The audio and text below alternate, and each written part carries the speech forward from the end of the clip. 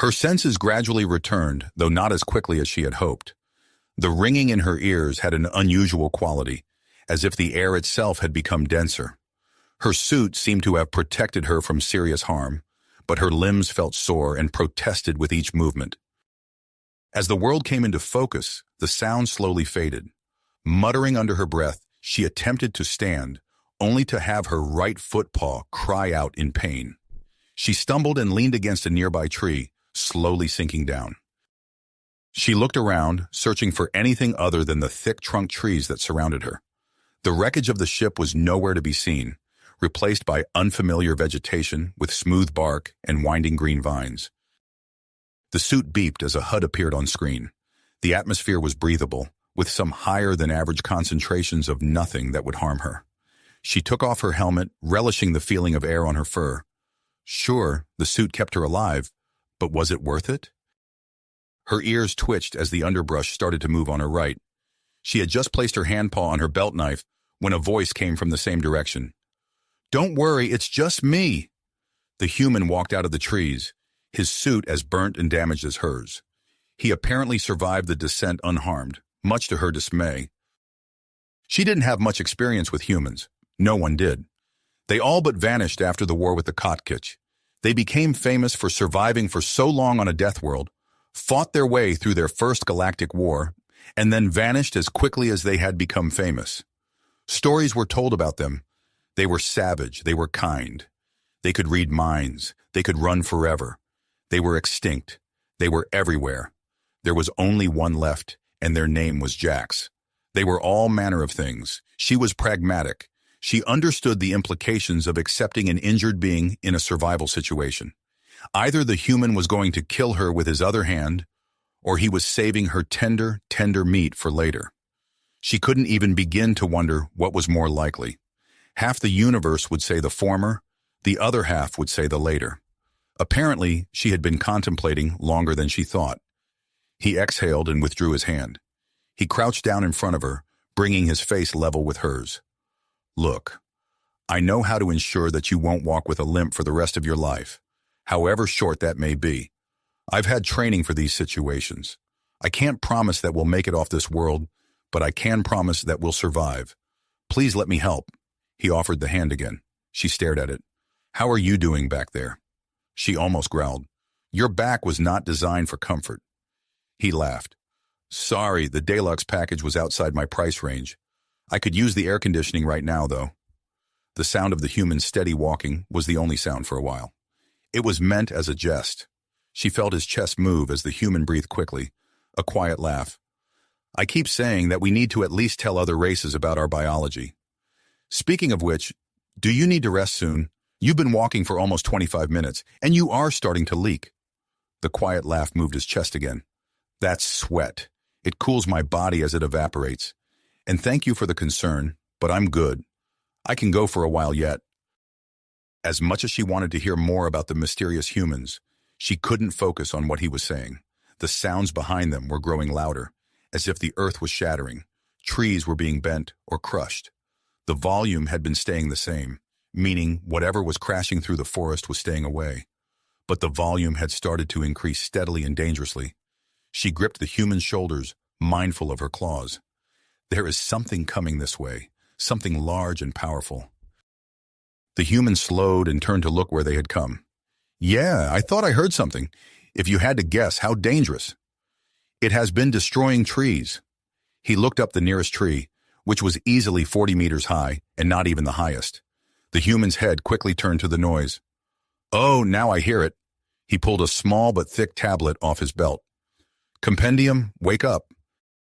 "Do you use stimulants?" She could see his mouth curled into an unpleasant grimace, like he had just seen a corpse. "Only under very special circumstances, like when I've been carrying a Taxtil for the last half hour without a break, and now I need to sprint like a cheating husband." He patted one of her hands for some reason. "Don't worry, this doesn't have much adrenaline. I'll let Compendium explain the details later." He put 2 stims in a pocket and held the third in his hand. He exhaled a breath and started to shake his legs one after the other. He bent at odd angles, bouncing against his muscles. "Ugh, I'm really not looking forward to this." He slammed the tip of the injector against his thigh. She held on tighter, expecting the shake that said the adrenaline racked his system. What came next wasn't the full-body jolt that she was expecting. Instead, he started to run. It wasn't nearly as fast as she could run, but she hadn't ever had to run after walking for as long as he had. He was attempting to put some distance between whatever was following them. He couldn't move fast enough to outpace the creature, but they would last a little longer than just walking. And then the air exploded. The noise was like a bow thunderhorn, if the mouthpiece was put next to a tornado that was experimenting on a kind of shrieking fungus. Her ears flattened out of reflex, but it was loud enough to shake the air and crack trees. She felt for the human. His hands couldn't cover his simple ears because he was holding her legs next to his waist. Since he was running on the adrenaline from a stim, he probably barely felt the creature's roar. Ow! Fuck me sideways, that hurt! If she wasn't more concerned with holding on for dear life, she would have been surprised. He had a full stim. How could he feel anything? She had seen stim soldiers take energy blasts and lose limbs and keep charging like nothing had happened. The sound, like a series of bombs going off behind them, got louder. Compendium, the human yelled, with no prompting. The drone released itself from his waist and floated along beside them. Yes? The words came out sharply, in a single breath. We need to find something to hide in, quickly! The drone floated above their heads, its eyes spinning around them as the human ran. She felt useless, her injured foot limiting her options. The human didn't seem patient, panting as he shouted, Coded X, seriously! Found 100 meters left, there is what looks like an abandoned ship. The human didn't even stop running, sharply turning his body and absorbing the force through his knees as he took off in the new direction. She would have lost her grip if he hadn't been holding onto her legs tightly. The ship wasn't far into the forest, and the growth of plants around and into it suggested the owners wouldn't mind if they took shelter. The human, moving noticeably slower, stumbled in through an opening and gently sat her down in the ship's carcass. He sat down across from her, eyes closed and panting. The drone was floating in the air next to him. The thundering sound slowly trailed off into the distance. It's leaving. We're safe for now. The human sighed, or at least took a larger breath. Even though he had just run much further in one burst than any warrior or trained specialist, it seemed that even humans had limits when it came to endurance. Not me! I know what's wrong with me. I meant her, wingdings, he said, sliding down the wall to lie on the floor. Holy fuck, I'm so tired. Compendium, medical scan, and treatment. The drone beeped. You're extremely... One of the human's hands swatted at the drone, coming nowhere close to hitting the thing. Not me! I know what's wrong with me! I meant her! Wingdings! She nodded, half paying attention to the floating orb as it scanned her body. Are you going to be all right? The human chuckled, though his companion's query held no jest. I'll manage. I simply require a period of rest, perhaps around 12 hours. He moistened his lips. Our muscles build up lactic acid as they are used. It makes them sore and harder to move. Basically, it's our body telling us when it's time to ease up. That stim was a compound to flush all that lactic acid out of my muscles. He sighed through his exposed teeth. So now all my muscles are building up more lactic acid, which means it's going to hurt to move for a while. I'll survive. As the drone focused its eye screen on her injured ankle, she cocked her head to the side. You mean there wasn't adrenaline in that stim? I think there's some, but not that much. He closed his eyes for a second. Well, not much for a human. I think there's about a third of a standard unit. A little less, I think. That sounded about right. Most stims were about 2 units. They were more than enough to last for whatever purpose they needed. A third of a unit really wasn't that much. The human, eyes closed and breathing just approaching his regular pace, chuckled softly. Not that I sensed its effects, given the adrenaline already coursing through me. The drone snapped its eye to the prone human. Jax, you have been warned about... Oh, don't worry, Compendium. Just scan her, please. She would have called the look that the drone gave the human accusatory before it resumed its task. What do you mean by that? Were you already taking stims? No, our bodies... Wincing, he pointed a finger at the drone just as it turned back to the human. Shut up, Compendium. She's going to find out one way or another. They had a short stare down before the drone listened to its owner. She struggled to process that revelation. Adrenaline, a powerful compound worth fortunes to certain dealers, was naturally produced by these humans. How had they not become endless, conquering warriors, roaming the universe? Her musings were interrupted by the small drone. "Scan complete. You have a sprained ankle," it reported. She glared at the human, thoughts of adrenaline temporarily set aside, though less intensely since he had just saved their lives. "I must have hit something on the way out of the ship. After you made me leave a ship in outer atmosphere," she said. The human, now lying in the former hallway, looked at her without expression. "Compendium. I need... What was it called again?" "I have the materials needed to fully heal the injury," the compendium said, turning to her before its owner gave the order. "Will you permit me to administer the treatment? It is an injection of half a standard unit of nanites. They will repair the damage and then disintegrate harmlessly." She nodded, more focused on trying to understand the human. "You warned me about the pirates. You pushed me out of a ship.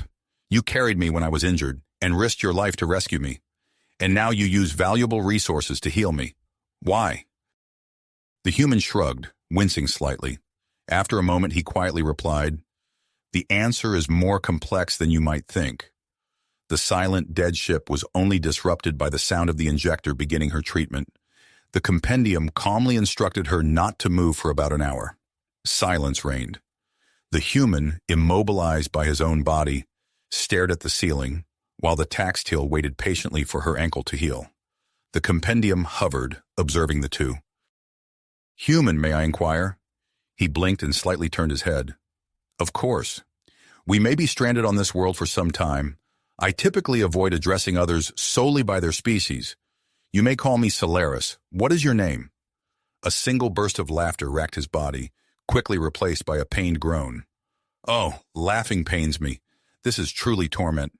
Apologies. I did not anticipate that query." He smiled. She almost smiled back. Apparently, that was a gesture they shared. "My name is Jax." Solaris had heard this name before. One persistent rumor suggested all humans were named Jax. There were many theories about this practice, but Solaris's personal view was that they were all being untruthful. "Well then, Jax, I have another question for you." "I'm ready." "No, let me rephrase that. What is your question?" "What course of action should we pursue now? We're shipwrecked on an unfamiliar planet. Our flight was not officially recorded, and even if anyone knew our ship, they would assume the pirates or the crash killed us." To her surprise, Jax responded without hesitation. "Well, we have shelter, so that's step 1 complete. Step 2 is water, and step 3 is food. And what about not spending the rest of our lives on an abandoned world?" "That falls under problems for later." Solaris opened her mouth to object forcefully to such a casual answer, but Jax continued. "We need to be able to survive long enough to get off-world. Yes, we could worry about rigging a transmitter or a giant monster attacking us, or anything else, but that's not as important as ensuring we live long enough to reach that point. Short-term first, long-term next." Solaris considered this response. She could only conclude to her annoyance that it made sense. Escaping this world was a priority, but ensuring their survival long enough to do so was crucial. "Is this some of that training you mentioned? Humans regularly find themselves in situations where ships crash and they end up stranded on worlds." She used just enough emphasis to remind Jax that he wasn't fully forgiven. The human forced a smile. "We're trained for these kinds of situations." "Yeah, it's pretty rare, but it's enough of a possibility that it's given some attention." The smile drooped slightly.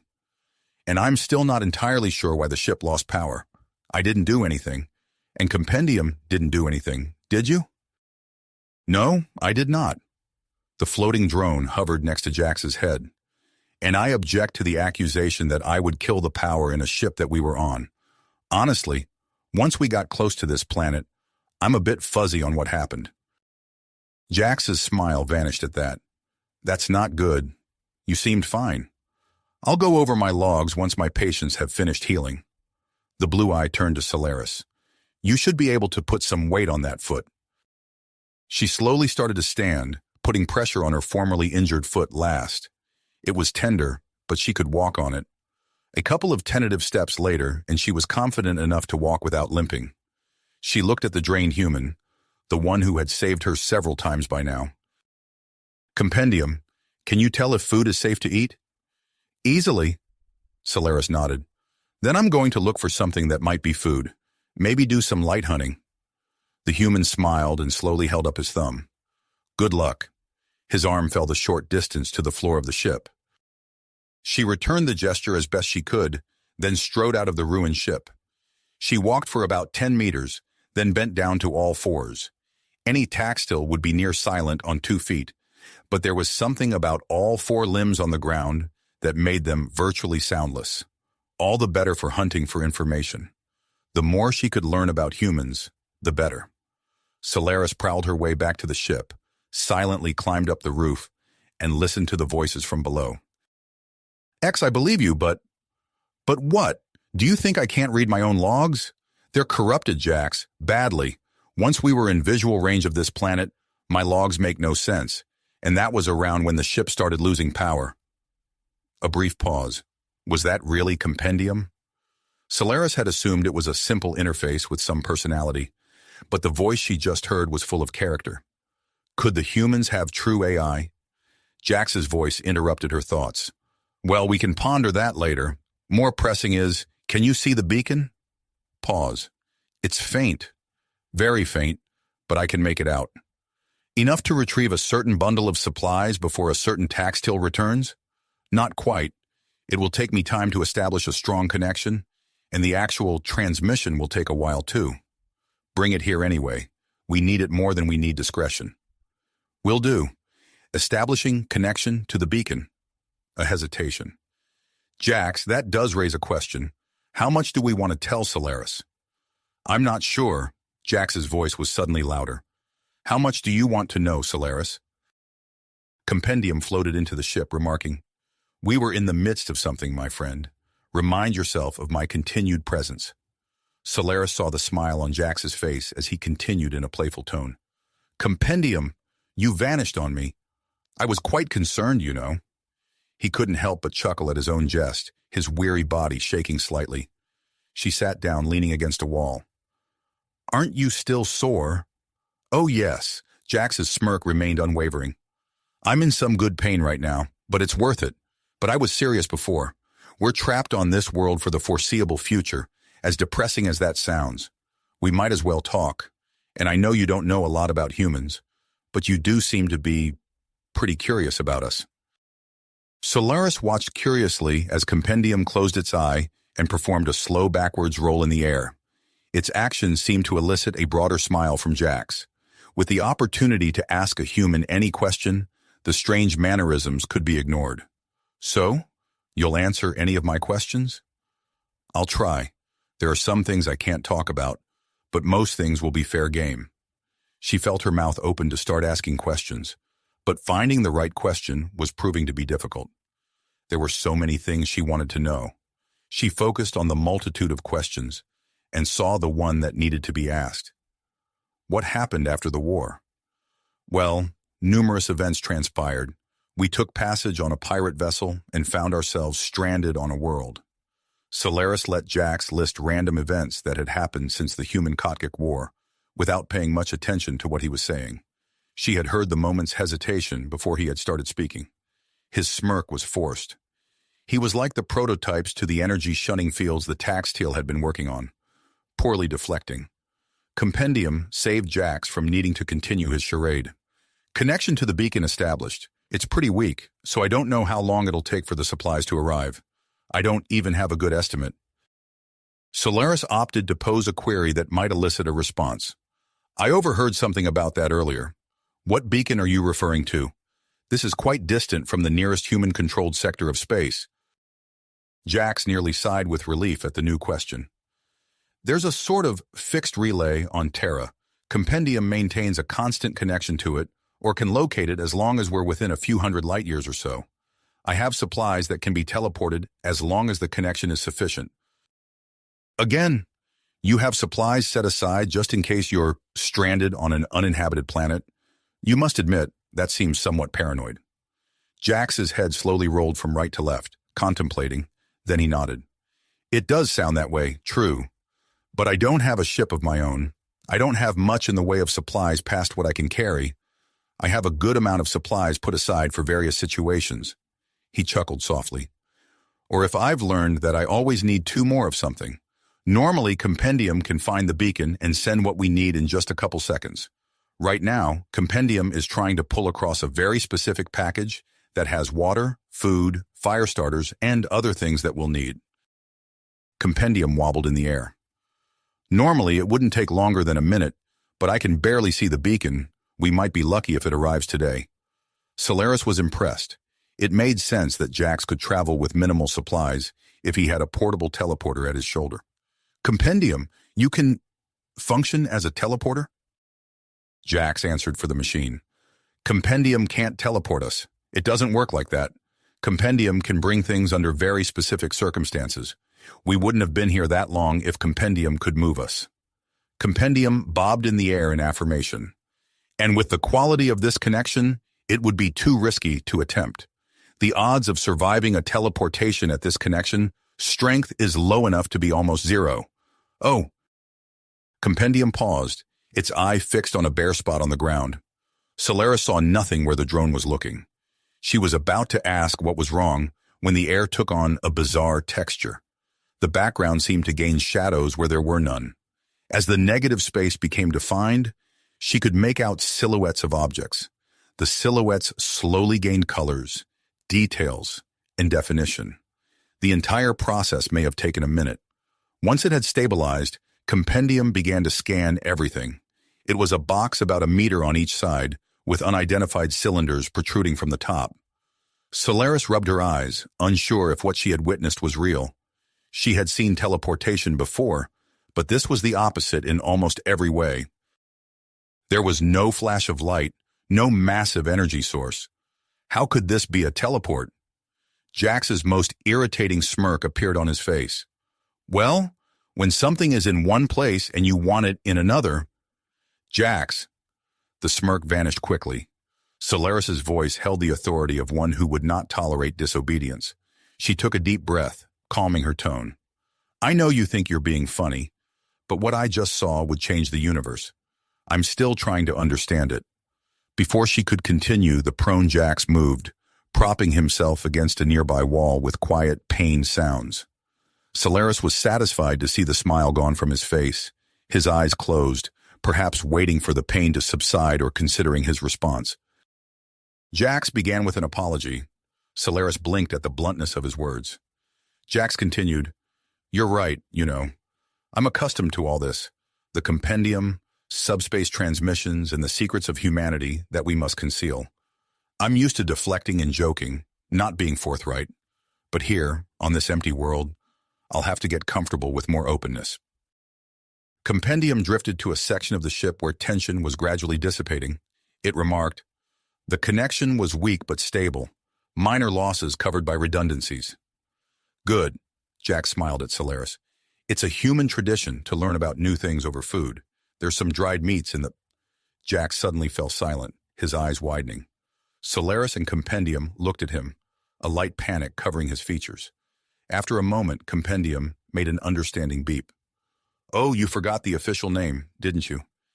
You've been using the informal term for so long. Jax's expression suggested he was either holding back laughter or concealing discomfort as he slowly nodded. Compendium sighed wearily and turned to Solaris. It's called a world-stranded kit, but everyone calls it the castaway's cache. Solaris didn't even try to understand the logic. Why? Jax's face returned to normal. It's an old topic of conversation. What would you bring if you were trapped on a desert island? So, a playlist of music that you would want to bring on an island, assuming that you couldn't get any new music, is called a desert island mix. It's a mix of all the songs you'd never get tired of. The Taxtil slowly nodded. I suppose that makes sense. You were saying there was food in your castaway's cache? Almost under his breath, Jax mumbled, Geez, that sounds weird. At normal volume, he said, Yeah, good food for jerky. We can eat and I'll tell you about subspace. He smiled like a performer excited to tell the next story. And all the other magic of humanity. All I'm saying is that 7 just seems like an arbitrary number. As far as you've told me, nothing special happens over the course of 7 days. Yet it's a major unit of time. A day, of course. A month makes sense. A year, well, that's just a cycle. But why 7 days? Just because the taxtil don't have weeks doesn't mean it's less valid as a measurement of time. It's just a subdivision of a month. I seriously think you're looking too much into... And that's another thing. You don't even know how long a revolution is on this world. Your concept of a week could have been 3 days ago, or it still could be a day away. One of Solaris's ears twitched. Her head turned to the small, mammalian creature that had caught her attention. Jax rolled his eyes and stopped walking. He unslung the rough bow from his shoulder and knocked a homemade arrow. Following where Solaris was still staring, he located the small animal. Once the arrow had flown and the creature squealed, he said, "Fine. Happy arbitrarily chosen. Number of days since we crashed day. Does that make you feel better?" Solaris took a second to respond. "See, you said crashed, and..." The human looked up from the spot where their lunch was pinned to the ground. "No, please, no, just 1 day without this fight, please." He returned to pulling the arrow out of the ground. "You accuse me of crashing the ship. I say that you should have chosen a better ship. You say that you couldn't have predicted that the ship was a pirate ship. I scoff, I say, because there were about 5 signs that they were pirates that any spacefaring being could have identified from the beginning." "You're exaggerating." "I'm really not." Jax pulled the now-dead creature off of the arrow into the vine and leaf bag full of other creatures with a single fatal wound. He looked up at Solaris, whose expression of disbelief was about what he was expecting. "All right, but you asked for it. 1, the ship had no registered system of origin. 2, the taxtil's head turned at a sound too quiet for Jax to hear. He knocked the arrow in his hand and followed Solaris's gaze. The creature squeaked as the arrow flew past. "Damn it!" Solaris couldn't hold back a quiet laugh. "Humans have used bows and arrows for centuries. What's more reliable than a bent twig and a metal-tipped stick? Truly, ancient humans were technological masters." "It's been a while since I've used a homemade bow. Want to give it a try?" Jax asked. Solaris shook her head. "No, why would I take the chance for the projectile expert to show off?" Jax slung the bow over his shoulder, unable to hide a grin from Solaris. Their banter was just friendly sparring, not an argument. If they weren't stranded on this uninhabited planet, she might even say she was enjoying herself. But the reality of their situation weighed on her. Jax noticed her mood shift. "We'll make it through this, you know." Solaris didn't respond. They walked deeper into the forest, silent. Eventually, they found a clearing with a large crashed ship in the center, surrounded by charred trees. At the sight of the crashed ship, Jax paused. Solaris recognized the contemplative look on his face. When he remained silent, Solaris asked, "What? Why are you so absorbed in thought about this? This isn't the first crashed ship we've encountered." "That's just it. This isn't the first. This isn't even the third. This is the 5th. 5 crashed ships of different races, different classes of ships, different propulsion systems. That doesn't just happen. The question is why." Solaris approached the ship. It resembled a light carrier, suitable for short to medium trips, carrying a light load. The cockpit and most of the front were completely smashed into the ground. There were no signs of any survivors. Jax had joined her near the dead ship. It sounded like he was mumbling to himself. There has to be something that connects them. They can't all be a coincidence. Shal, Bob, her, and the pirates. What? What was that list? The human looked at Solaris and counted on his fingers. The kinds of ships we've seen. There was a Shalcitarian cruiser, a KB fighter that must have gotten lost, a Harry Hal corvette, and the hodgepodge that was the pirates.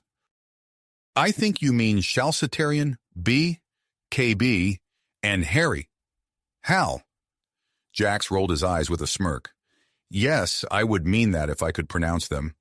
I don't like dislocating my jaw to make some of those noises. No matter how they're pronounced, what matters is how they are the same. It wouldn't be a common enemy. That wouldn't explain the pirates. This planet is barely on most maps. They couldn't want something here. And the chances it was some kind of common fault in the ships doesn't make sense." Jax nodded his agreement. "Right.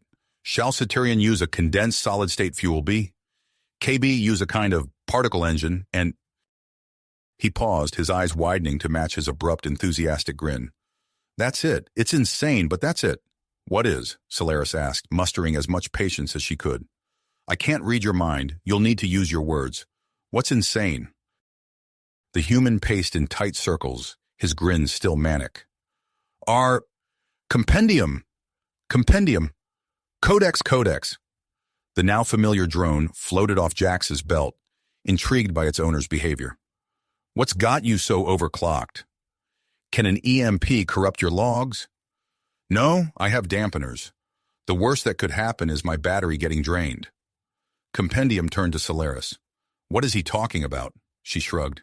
Something about the planet generating an EMP field. That's not possible, right? The human threw up his hands. It is. You see, certain planets generate a magnetic field from having a large, molten metal core. If the planet spins at the right speed and the metal is the right composition, it could generate an EMP field instead. It's the only explanation that makes sense. Jax's smile remained as he shrugged. Why not? It's a planetary EMP field. It could be strong enough to disrupt communications, or it could have more complex wavelengths, or whatever. The point being, we know why the ship crashed. Solaris, somehow following along, ignored the satisfied look on Jax's face. That's great, but it doesn't really help get us off-world. This impacted Jax's confident expression. Well, you've got me there. The only thing it does is remove the set up a distress beacon idea off the table. Even if the signal was able to leave the EMP mosphere, any ship that responded would immediately crash. Let's see what we can scavenge, then head back. As they did with every dead ship they encountered, they searched for anything useful. While there wasn't much in the way of food or supplies, Solaris was able to locate some basic tools that had survived in several personal rooms near the back of the ship. Once fully loaded, they returned to the dead ship that had become their home. The Chalcitarian cruiser they now called home had changed since they first took residence.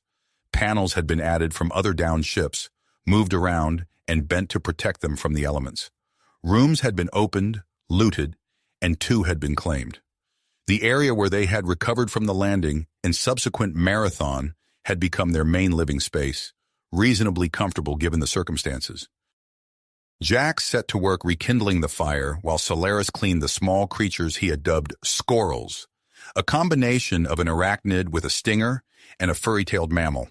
They made a tasty meal when cooked. After their midday squirrel feast, Jax fell uncharacteristically quiet. He absent-mindedly scratched at the facial hair growing on his chin, staring at one of the ceiling sections. Not for the first time, Solaris wondered what he was thinking. Jax's moods could shift rapidly, from manic to calm and composed, from jokes to laser focus. Taxtil were more consistent in their approach, setting a goal and pursuing the solution. Solaris could only guess that Jax was considering a way for them to survive long enough to escape this world, but his thoughts remained a mystery. Jax blinked rapidly, without apparent reason. He scrunched his forehead and looked elsewhere. Solaris waited. I think I have a plan to get us off-world, but it's... Jax's gaze lingered on the ceiling, longer than was comfortable. The only word that comes to mind is crazy. It's pretty crazy. Let's hear it. I just want to emphasize that even I'm not sure if this will work. It's not exactly what I had in mind.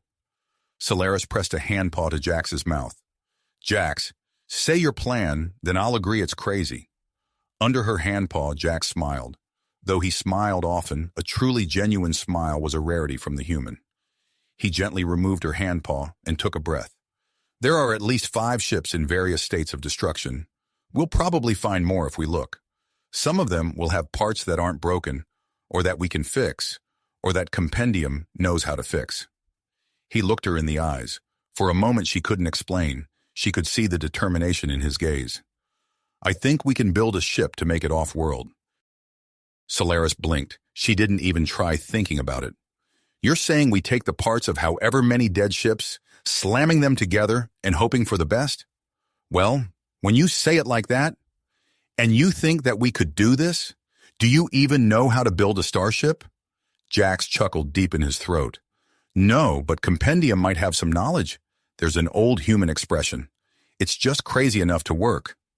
Solaris laughed. Not much of it was humor. "No, it's just crazy." Jack smiled, agreeing without saying so, but pressed on. "Between the three of us, we could probably pull together something that's space-worthy, and we know about whatever field is surrounding the planet, so we can account for that in one way or another." As much as she didn't want to admit it, Solaris could only think of one rebuttal. "It probably won't work. You know that, right? That what you're proposing is just barely on this side of possible?" Jax nodded. "I know, but that's something humans never really grasped, that notion of impossible things being off-limits. We tend to view that as a challenge." The human stood up, stretching his back. "And in any case, you're overlooking an important fact." "What's that?" He extended his hand. "It might actually work." Jax, lying on his back on the roof of their home, didn't even turn his head to look at her. "Looking at the stars." Solaris looked up. Some of the sky was visible through the trees, but not nearly enough for stargazing. She approached and lay down next to him. For some reason, he didn't look right. His hands were behind his head, one of his legs bent at the knee so that the foot was flat on the roof of the ruined ship. He wasn't wearing his usual shirt, but it was still warm in the night. She could see the starlight reflecting off of metallic specks in his skin. "You know," Jack said without prompting, his gaze still locked somewhere far away, "I never tire of the stars. I've seen the night sky on, maybe not hundreds of worlds, but many more than most. I've witnessed it through the haze of war, the clarity of peace, the fog of confusion, and numerous other metaphorical and literal filters. Yet it has never lost that pull, you know?" Looking at the night, Solaris nodded. She had felt it too. It was one of the reasons she had hurried to leave Tax. A quiet, comfortable silence settled around them. In the distance, the movement of a monstrous creature caused a tree to fall, but that was normal. Solaris turned her head to the human. "What are you truly doing up here?" Jax did not look away from the sky. "This is the longest I've spent on one world since I left Earth. Don't worry, I'm not banished or anything. I simply don't linger on Earth when I visit. My feet start to itch, and the space between the stars begins calling my name. That's usually when I board a transport and seek out another destination." Solaris's curiosity was piqued. "How long do you normally spend on a planet?" A corner of Jax's mouth twitched, but Solaris couldn't read it as a smile. It was a similar expression, yet devoid of any emotion. "Farishar," he uttered in perfect taxi. The sleepy, almost bored air crystallized into one of extreme attentiveness. Jax had spoken a word in flawless taxi, signifying that the wrong question had been asked, or that the seeker was pursuing the wrong answer. Solaris opened her mouth, but Jax continued, "You've asked me many questions about humans. Honestly, I expected no less. We are practically legends. Triumph in an intergalactic war, only to vanish. It tends to make one an oddity. My body, subspace, compendium. You've posed numerous questions, all except the one that truly matters." Jax turned his head, and though his smile was still absent, there was a hint of kindness in his eyes. "I've told you countless times about the pirate ship you traveled on. Whenever the crash is mentioned, I recount how obvious it was that it was a pirate vessel. And each time I emphasize the pirate-like nature of the pirate ship full of pirates, you fail to ask the question that should be begging at your mind." The question she should have asked instantly came to her, just as he had said. It was so obvious. Slowly allowing each word to be spoken, she asked, "What were you doing on a pirate ship?" The faint smile flickered in Jax's eyes for a moment. "I'll tell you, since you're going to hear it anyway, but it's a long story. I'll explain everything, so try not to interrupt, okay?" Solaris could only nod in response. Jax nodded back at her, and then turned his gaze to the night sky. She saw his chest rise and fall as he took a deep breath and slowly exhaled. "A long time ago, however many Earth years it's been, we went to war with the Kotkich. We know they started it. It began with bandit attacks, just targeting whatever came near. After a while, it escalated into full-scale piracy. Kotkich ships would seek out human vessels, civilian or otherwise, board them, kill, and plunder, then depart. Our diplomats tried to get the government to intervene, but there was always some reason, some excuse. It didn't take long for even the diplomats to lose patience. They pleaded, accused, demanded. The Kotkich took that as a declaration of war. Of course they did. They had been looking for a reason all along. Jax paused to take another deep breath. So we went to war. It wasn't much to speak of until Halley 6. It was a garden world, mostly farmers and other workers. No real military, just enough to provide basic protection, not enough for a major battle. We didn't even think they would attack. Why would they? There was no tactical advantage, no significant resources, and again, it was full of civilians. This pause lasted several breaths, the words seeming to catch in his throat. They killed almost everyone, bombarded it from orbit, sent in squads to finish the rest. 2 transport ships managed to escape Halley 6. No prisoners, just a handful of survivors. The silence felt heavy, but Jax didn't let it linger. There's an old quote from a famous movie. They send one of yours to the hospital, you send one of his to the morgue. It wasn't said back then, but that was the feeling. We were seeking revenge. I think, personally, the Kotkik were hoping we would fight harder. They were always about combat and warfare. The strong survive and the rest don't matter. To that we said, fine. We suspended our rules of war. If they wanted to see how we fought unbound by honor or pride or decency, they would see just how violent humans could be. Simply put, they were unprepared. They were accustomed to sound tactics, restraint, and lethal weaponry. Our weapons and ships had advanced significantly over the years. Our tactics had become more savage. They weren't ready for suicide runs. Weapons that would bounce around a bunker almost indefinitely, chemical weapons with a 99% infection rate, or orbital strikes that sank continents. The human took a deep breath. Solaris turned on her side, hoping to see how Jax was feeling. His face revealed nothing. No telltale tics or movements that she had learned to recognize. The only clue to his emotions were his eyes, fixed on the sky, reflecting guilt and regret. We overwhelmed them, pushed them back to their homeworld, and then we destroyed it. Solaris barely suppressed a gasp of shock and disgust. I know. I actually vomited when I heard that. It was just too much, taken far too far. And once the war ended, once the bloodlust faded and the red haze cleared from our sight, we realized what we had done. We finally listened to those who urged us to act, well, to act like humans. But it was too late. The smile in his eyes tugged at the corners of his mouth as he continued. Fast forward some more to one of the most important times in human history. I was born. My life was pretty boring, except it quickly became apparent that I was at least a little good at everything I did. There was usually someone who could do it a little better, but I was at least competent at whatever I tried. It didn't really matter much until I finished school. I had choices, but for the life of me, I couldn't make a decision. I could have gone to higher education. There were some things that I was interested in, but nothing that I was passionate about. I could have gone into the workforce as a skilled laborer, but I knew there really wasn't anything I could specialize in. I could have done X and Y and Z, but nothing looked interesting, so I joined the military. I figured, hey, they would probably appreciate someone who could do basically anything. My days were spent bouncing around to whoever needed an extra pair of hands. I learned a lot about a lot of things, but my problem was the same. I was a generalist in a world that preferred specialists. One day, 2 men in neat, spotless suits approached me. They looked like they were from the intelligence department. It says a lot that we called them spooks. They asked if I wanted to put my skills to good use. I gave them a glare and said something like, "What, all of them?"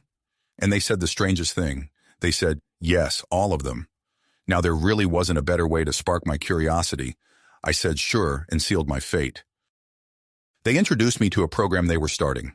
A select few were going to be given permission to leave the solar system for the first time in decades, at least. The exemplars of humanity. Not really the best of the best, but those few that really lived by what it means to be human. They chose me for my adaptability. They gave me my title, told me the whole history with the Kotkich, partnered me with Compendium, and handed me a ticket to wherever I wanted to go. The trade-off was that I was to do some missions if I was in the area, and to generally do good things. We were going to be the heroes of the universe to clean our hands of the villainy of the past. The pause was less heavy. Solaris had questions, nearly as many as before Jax began speaking. But Jax was not finished. Lately, the humans have made moves to leave our self-imposed exile. We requested support, but truly, we sought allies. We've lived autonomously for years. We didn't need support so much as those who would help us reintegrate with the wider universe. The universe has changed, and we don't know the new rules. We received some offers, but the Taxtil Empress Red Claws herself proposed an alliance. Humans appreciate leaders who act for themselves, so we gave it careful consideration. The more we contemplated it, the more promising it appeared. We're both humanoid, humans have experience with felines, and we understood your culture. Several human cultures were warriors and poets, so the cultural gap was narrower than one might expect. The Taxtil stand to gain no more than we do. They harbor no plans for war or power grabs, and we both stand to benefit technologically. A match made in heaven. I'm on a moon somewhere. It doesn't really matter. I receive a call from Central. They have a mission for me. The Taxtil Empress is sending her daughter Solaris of Glory to sign the paperwork, as it were. I was to ensure she reached Earth safely. Well, that didn't make much sense. Why would the Taxtil Empress, or whatever the title, need me to guard her? Oh, because she declined all honor guard, subspace transport, or other such arrangements. As I understand it, her Empressness wished to make a name for herself. That phrase has a meaning for humans, but for Taxtil, it signifies something more literal. She thought she could make her own way to Earth, and, along the journey, find her name. Odd, certainly, but I can appreciate the sentiment. And then they made clear that under no circumstances, not even the usual ones, was she to know I was following and protecting her. Apparently, Central had made various promises, and sworn up and down that she would be free to come to Earth as fate, destiny, and all that jazz deemed. I was to follow and guard her, in case the fates weren't playing fair. I could have elaborated on some of my prior actions, but the crucial moment was when she boarded the pirate ship. I couldn't pick her pocket again. The pirates didn't care if she had a ticket. Compendium and I couldn't think of any other option but to board the ship as well, which we did. A moment of silence passed before Solaris found the words to speak. Jax looked somewhat uneasy and uncomfortable as he continued. You have to understand, I haven't told anyone my name since before I joined the Jax. Jax slowly shook his head. My rank and title is Jax of Wandering. I'm a Jax and I wander around. Everyone in the program is given the name Jax and a title about why they were chosen. He took a breath as if saying his true name would be harder than explaining the human's exile. My name is Jonas, he said. Solaris smiled at Jonas. Greetings, Jonas, the Jax of Wandering. I am Solaris of Glory, daughter of Empress Red Claws. Thank you for looking out for me. Jonas smiled warmly. Anytime, Solaris. Good to meet you too. Solaris replied, I'm going to still call you Jax. Jonas responded, I'm okay with that. I wasn't planning on calling you Solaris of Glory anytime soon. She moved his arm and lay down next to his body, using the arm as a pillow. For a timeless moment, they stared at the stars. Nothing more needed to be said. Without prompting, Solaris giggled. Jax raised his head in an unasked question. A smirk on her face, she answered, No, it's nothing. I'm just not sure I can picture you angry. I was stunned enough to see you not smiling. Almost makes me want to see it. If only once. He did not laugh with her. He simply set his head back down on the roof of the ship. The hybrid, homemade, mongrel, bastard ship was coming along well. They had a full hull, most of a power system, and a life support system that might work when the power system was finished. The crashed ship that had become their home was filling with creature comforts and memories. It took a fraction of a second for Jax to see that something was wrong. Everything was either destroyed or displaced. All of the things that made this empty ship a home away from home was desecrated in one way or another. It took half a second for Jax to notice that Solaris was nowhere to be seen. It took a full second to see the note etched into the wall, above their ransacked home. Jax's voice was hard, emotionless ice. Amethyst. Compendium, responding to her real name, floated up from Jax's belt. She looked around the ship, stopping at the strange words in the wall. What does it say? It wasn't a question. The Compendium Amethyst didn't take long to translate the passage. It's from the pirates. They blame you for crashing their ship. Panic started to color Amethyst's synthesized voice. They took Solaris. They're holding her at the wreckage of the ship.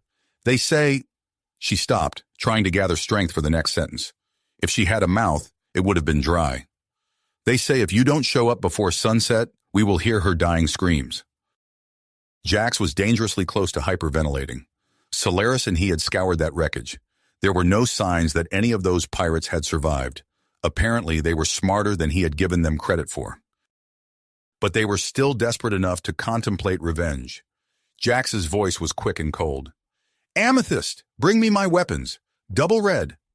The drone did not respond, simply sending the heightened priority signal to the beacon. Jax had never acted this way before.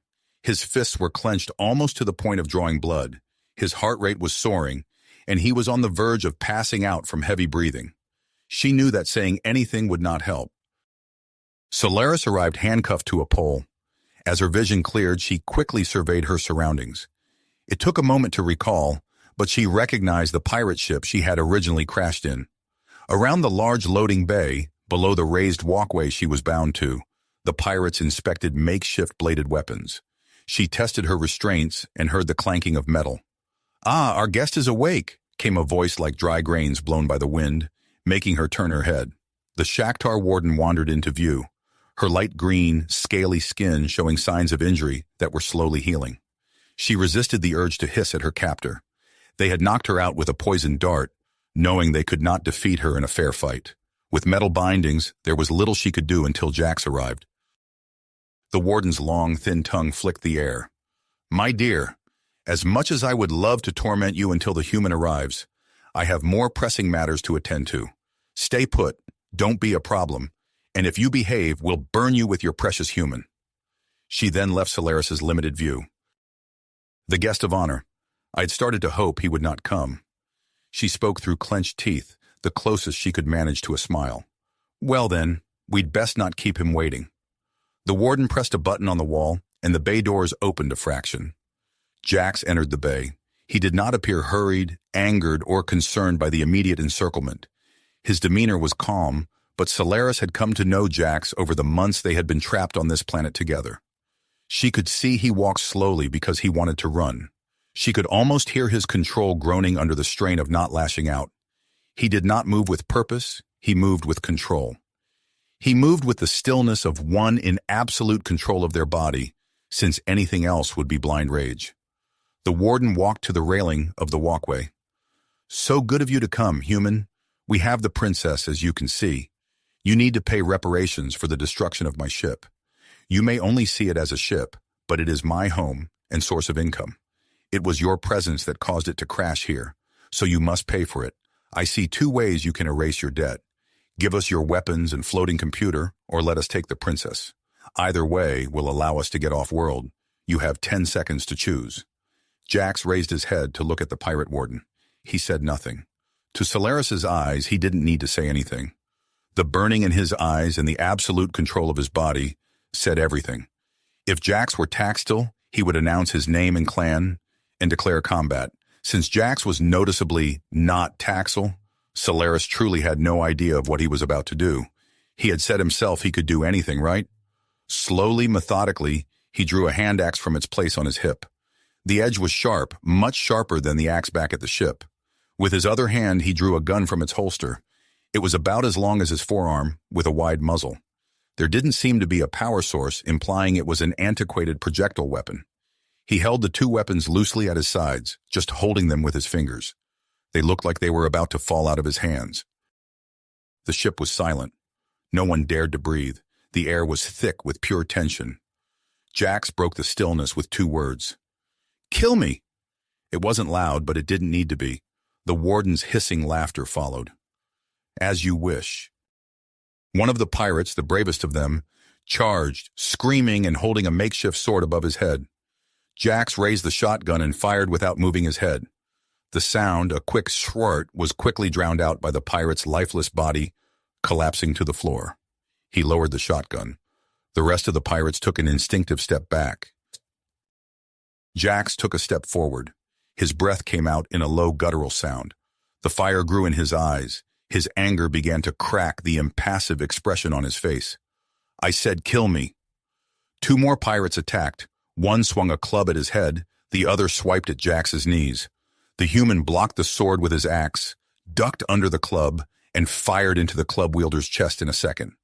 Jax pulled the sword from the pirate's hands and decapitated the pirate with a single slash. Jax didn't wait for the next pirates. With a half yell that could have been a growl, he launched into the rest of the stunned pirates. As each one fell, he shouted the same phrase, "Kill me!" One pirate attempted to sneak behind him and met Jax's axe. "I said kill me!" 3 pirates surrounded him, 2 shots and 4 axe slices. Later, they were in pieces on the ground. "Kill me, you bastards!" More and more pirates came out from hiding spots to be met with fire and blade. "Kill me, you cowards, you fuckers, monsters! I am your nightmares! Kill me!" Soon there was just the sound of Jax's shotgun and his screams of "kill me," until the sound of an energy coil caught his attention. He defended against a clumsy attack with his axe and looked to the walkway. If he wasn't mostly adrenaline and anger, he might have seen more of the scene. But his rational mind was taking a vacation somewhere safer. All Jax could see was that someone was pointing a plasma coil at Solaris. Suddenly, there were no other opponents.